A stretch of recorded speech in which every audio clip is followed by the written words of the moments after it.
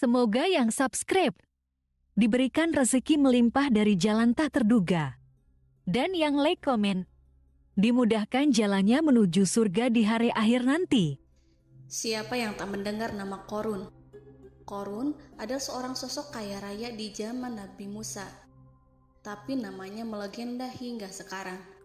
Kisahnya diabadikan dalam Al-Quran, bahkan menjadi peribahasa atau ungkapan di masyarakat guna menggambarkan seseorang yang mirip dengan tabiatnya atau menisbatkan harta yang ditemukan terpendam dalam tanah sebagai harta Qorun. Qorun adalah miliarder kaya raya yang hidup sejaman dengan Nabi Musa. Saking kaya rayanya, Qorun setiap kali keluar dari rumahnya, ia didampingi dengan 300 pelayan laki-laki dan 300 pelayan perempuan. Qorun juga dikawal oleh 4.000 pengawal yang diiringi 4.000 binatang ternak, ditambah 60 ekor unta yang khusus membawa kunci-kunci gudang penyimpanan harta kekayaannya itu. Itu dilakukan semata-mata sebagai bentuk kesombongan bahwa dialah manusia paling kaya, paling terhormat, dan memiliki pengikut setia. Ia merasa lebih mulia dibandingkan Nabi Musa alaihissalam. Orang-orang tentu saja akan penasaran seberapa banyak harta kekayaan Qorun jika pengawal dan pembawa kunci gudang kekayaannya sebanyak itu. Lalu berapakah harta yang dimiliki Qorun yang disimpan dalam gudang-gudangnya tersebut?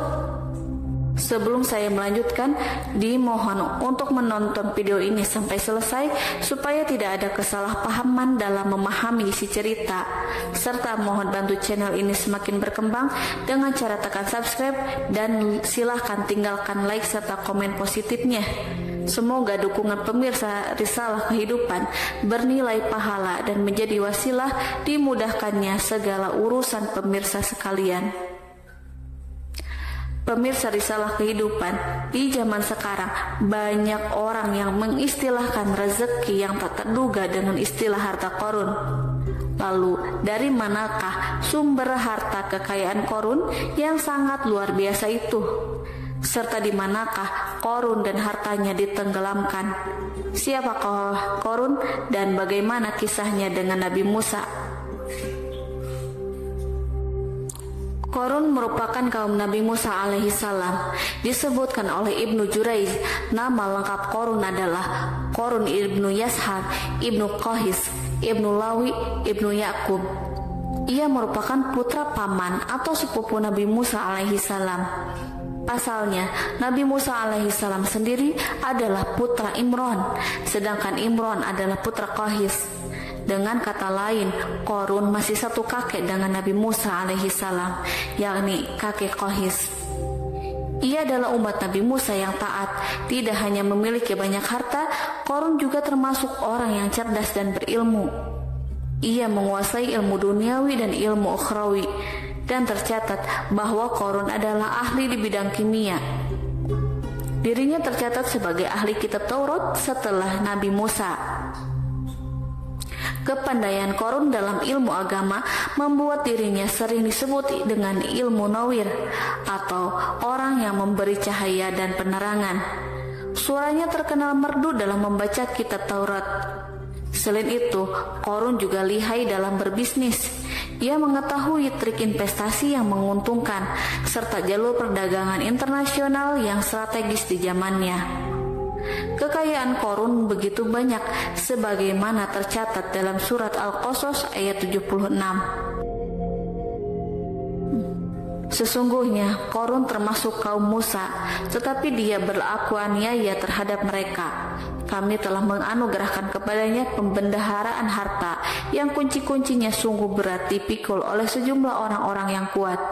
Dalam riwayat Khaisamah disebutkan, untuk mengangkut kunci gudang kekayaan Qorun dibutuhkan 60 bigol atau sejenis kuda kecil. Ukuran kuncinya sebesar jari, bahannya terbuat dari kulit dan setiap kunci digunakan untuk satu gudang. Maka keluarlah Qarun kepada kaumnya dalam kemegahannya. Para ulama tafsir menjelaskan, Qarun keluar dengan baju mewah diiringi dengan 300 gadis berbaju merah dan 4.000 kendaraan kuda. Tak heran iring-iringan Qarun itu mengundang decak kagum mereka yang gandrung terhadap harta kekayaan. Sebagaimana yang terekam dalam Al-Quran, moga-moga kiranya kita mempunyai seperti apa yang telah diberikan kepada Qarun.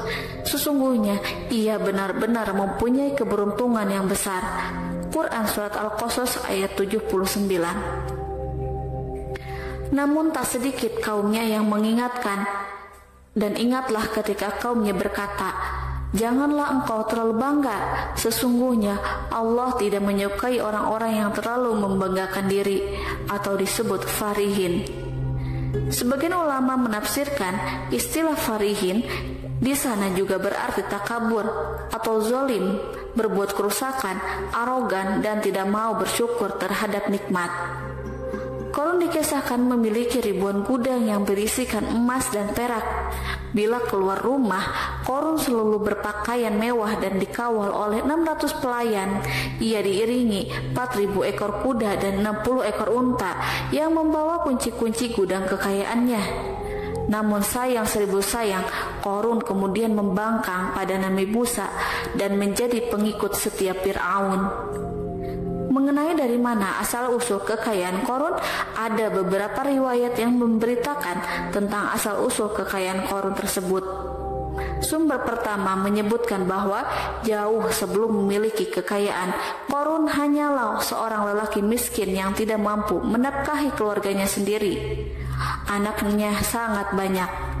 Lalu suatu hari ketika Qarun datang kepada Nabi Musa, ia meminta Nabi Musa alaihissalam untuk mendoakannya agar Allah memberikan harta benda yang banyak. Qarun juga meminta Nabi Musa mengajarinya ilmu kimia dan ilmu-ilmu kehidupan lainnya. Qarun dikenal sebagai orang yang soleh dan mengikuti ajaran Ibrahim dengan baik, sehingga tanpa pikir panjang Nabi Musa alaihissalam menyetujui permintaannya. Allah Subhanahu wa Ta'ala mengabulkan doa Nabi Musa. Qarun diberikan kecerdasan luar biasa dan menguasai ilmu yang telah diajarkan kepadanya. Qarun menguasai teori dan praktik pembuatan emas permata dan beragam perhiasan mewah lainnya. Ia juga pakar dalam ilmu arsitektur rancangan bangunan, penataan kota, dan lain sebagainya. Tidak lama setelah itu, hidupnya berubah. Qarun pun hidup dengan bergelimang harta. Ribuan gudang yang dimilikinya penuh dengan emas dan perak. Namun sayangnya, keberuntungan yang didapatkannya membuatnya gelap mata.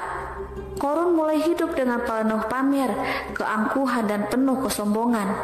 Kekayaan yang telah diberikan oleh Allah Subhanahu wa Ta'ala membuatnya lupa dengan Sang Maha Pemberi. Qarun merasa lebih terhormat dan mulia dibandingkan Nabi Musa. Ia pun akhirnya membelot dan durhaka pada Nabi Musa. Ia mengingkari janji-janjinya dahulu dan beralih menjadi pengikut Fir'aun yang setia.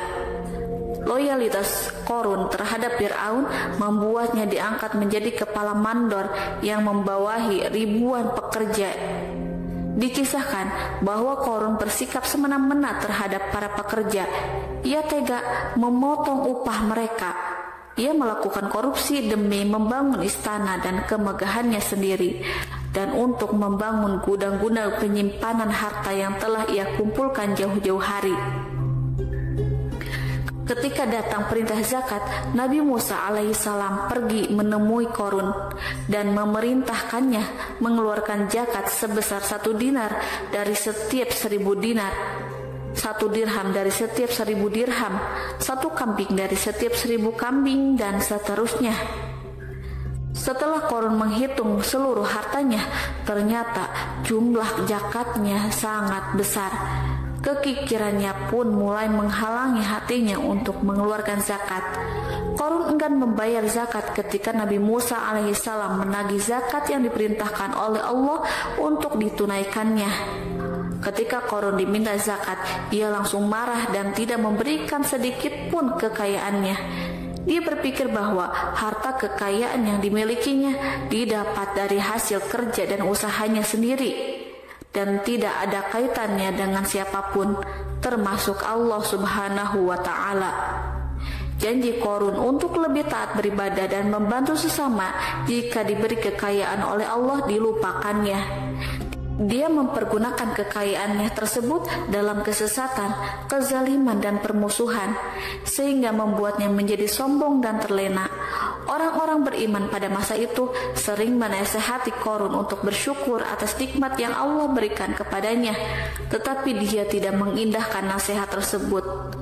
Dari sikapnya tersebut sudah jelas bahwa Korun tidak membutuhkan nasihat kebenaran, bahkan merasa tidak takut dengan ancaman Allah, sebab Korun merasa sudah memiliki segalanya.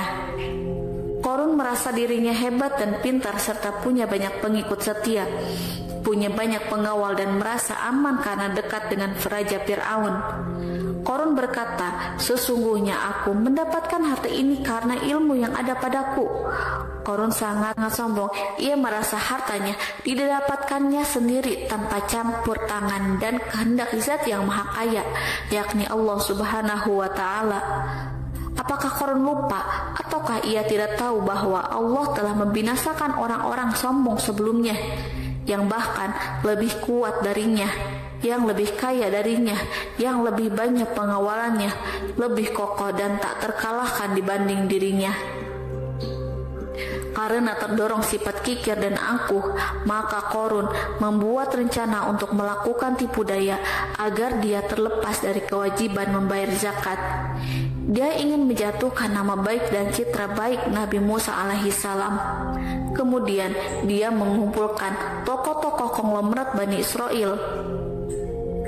Ia berkata kepada mereka, "Wahai saudara-saudaraku, terhadap apa yang diperintahkan Musa untuk membayar zakat, apakah kalian akan mematuhinya?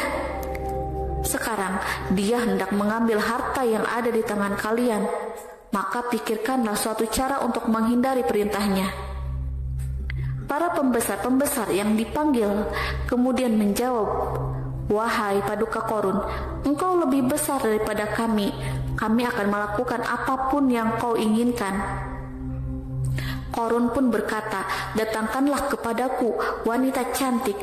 Aku akan memberinya hadiah besar jika ia berhasil menggoda dan memfitnah Nabi Musa." Ketika wanita cantik yang diinginkan datang, Korun memberikan kepadanya uang muka sebagai jaminan. Ia akan membayarkan seluruh yang dijanjikan ketika berhasil menjalankan misinya. Bukan hanya itu, Korun pun berjanji akan menjadikan wanita ini sebagai istrinya. Dan keesokan harinya, Korun mengumpulkan Bani Israel.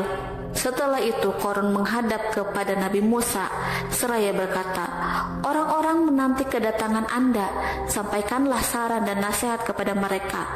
Nabi Musa kemudian keluar dari rumahnya. Ia mulai menyampaikan nasihat pada umatnya. Di antara nasihatnya, beliau berkata, "Barang siapa yang mencuri, aku akan memotong tangannya. Barang siapa yang memfitnah, aku akan mencambuknya sebanyak 70 kali. Barang siapa yang tidak mempunyai istri dan dia berbuat zina, maka aku akan mencambuknya sebanyak 70 kali. Adapun barang siapa yang memiliki istri dan dia berbuat zina, aku akan rajam dia sampai mati." Korun kemudian berkata, "Apakah ini juga berlaku untuk Anda jika Anda sendiri yang berbuat zina? Apakah Anda akan menerima hukumannya?" Kemudian Nabi Musa menjawab, "Ya, meskipun saya sendiri yang melakukannya." Maka kemudian Korun memanggil wanita yang telah dibayarnya. Wanita itu berdiri di depan Nabi Musa dan Bani Israel yang telah berkumpul. Dia mengaku sedang hamil karena telah berhubungan badan dengan Nabi Musa. Maka marahlah Nabi Musa atas fitnah kejam yang diarahkan kepadanya. Kemudian Nabi Musa melakukan sholat 2 rakaat, lalu mendatangi wanita itu dan menyumpahnya agar mengatakan siapa yang menyuruhnya.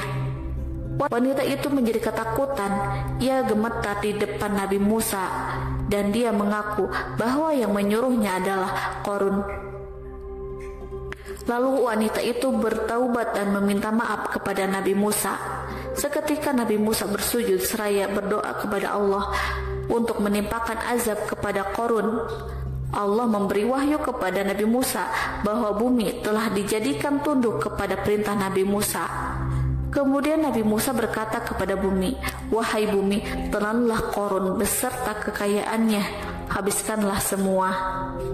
Kala itu Allah menurunkan wahyu kepada Nabi Musa alaihissalam untuk memerintah bumi apapun yang diinginkannya.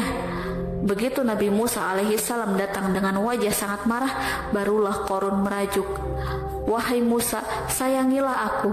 Sementara Nabi Musa alaihissalam tak bergeming. Beliau lantas berkata pada bumi, "Wahai bumi, ambillah mereka." Seketika rumah Qarun mulai bergetar. Qarun dan antek-anteknya mulai dibenamkan hingga bagian lututnya. Rumahnya ikut turun sedalam lutut. Qarun kembali merajuk, "Sayangilah aku Musa." Rumahnya kembali berguncang. Kini Qarun dan kawan-kawannya kembali terbenam hingga bagian pusar. Demikian pula rumahnya. Qarun terus merajuk, "Wahai Musa, sayangilah aku." Sementara Nabi Musa alaihissalam kembali meminta bumi, "Wahai bumi, ambillah mereka." Rumah Qarun berguncang lagi, sementara Qarun dan kawan-kawannya terus terbenam hingga bagian tenggorokannya. Demikian pula rumahnya. Qarun lagi-lagi menjerit, "Wahai Musa, sayangilah aku." Namun Nabi Musa alaihissalam tak bergeming. Beliau terus meminta bumi menelannya, hingga akhirnya Qarun dan kawan-kawannya hilang seluruhnya di telan bumi. Tak lama setelah itu Allah pun berkata, "Wahai Musa, apa yang membuatmu bersikap demikian? Padahal demi kemuliaanku, andai dia Qarun berdoa kepadaku, niscaya aku akan rahmati. Maka kami benamkan dia beserta rumahnya ke dalam bumi, maka tidak ada baginya satu golongan pun yang akan menolongnya selain Allah, dan dia tidak termasuk orang-orang yang dapat membela diri." Quran Surat Al-Qasas ayat 81. Lalu di manakah lokasi ditenggelamkannya Qarun beserta harta bendanya? Konon berdasarkan kepercayaan beberapa masyarakat setempat, Qarun ditenggelamkan di sekitar sungai atau danau Moris yang terletak di kota Fayum, negara Mesir. Qarun konon mendirikan istana dan di tempat itu pula ia ditenggelamkan. Dahulu Qarun berkeinginan membangun sebuah istana, namun tidak diizinkan oleh Fir'aun jika istana itu dibangun di samping istana Fir'aun. Terlebih Qarun juga tidak ingin membangun istana di tengah pemukiman Bani Israel yang terletak di tanah Jasan. Fir'aun pun memberikan tanah di wilayah Fayum. Kemudian di tepi sungai Fayum inilah Qarun membangun istananya yang megah dan di dalamnya membangun Al-Kunuz atau gudang penyimpanan harta berisi emas dan perak. Salah satu bukti arkeologis yang dapat dijumpai di lokasi tersebut adalah runtuhan bangunan yang diduga sebagai tempat tinggal Qarun yang berjarak sekitar 2 km dari Danau Qarun. Menurut beberapa sumber, bangunan yang masih berdiri kokoh tersebut adalah benteng yang dibangun oleh Qarun. Namun, ada juga yang mengatakan bahwa bangunan tersebut adalah tempat tinggalnya. Wallahu a'lam bishawab.